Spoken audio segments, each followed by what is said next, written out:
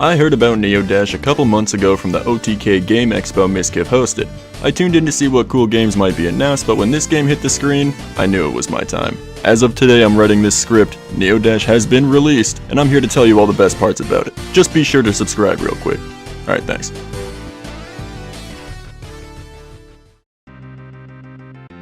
Neodash isn't just your average F-Zero clone. Of course, extreme high-speed racing and vehicles will always bring this comparison to light, but honestly, they really made something unique here. First off, the driving controls work perfectly. The steering is tight, but less so while you're boosting. The gravity feels exactly right for how fast you zip through the stages, and the energy meter we have to play with here is fantastic. Not only can we boost to reach higher speeds, we can turn our wheels into rockets as long as we're airborne to hover. Left and right stick together will flip the car in every which way, and with both your boost and your hover abilities, there's so much to be done.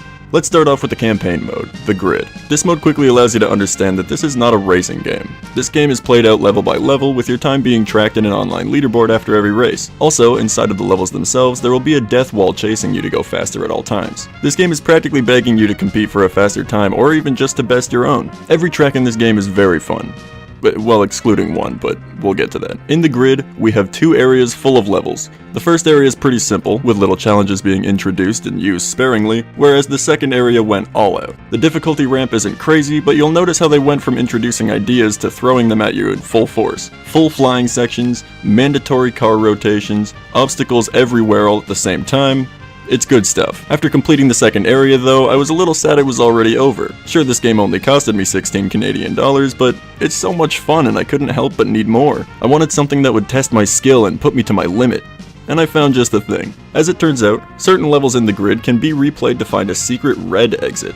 This exit will lead you to a separate path of hardcore stages that are all, you guessed it, quite hard. At first I thought they would be more difficult versions of the original stages, but they were completely off the rails, requiring high speeds for a whole race, obstacles for a whole race, tunnels for a whole race, flying sections for a whole race. The levels here are insane. I loved every moment I spent trying to figure them out, and these are certainly all the most replayable levels in the game for me. Oh yeah, that one level I told you about is still hanging around. Well, yeah, there's a level at the very end of the final hardcore section of tracks that baffles me to this very moment. We spawn looking at a tiny rail going just barely under a huge obstacle.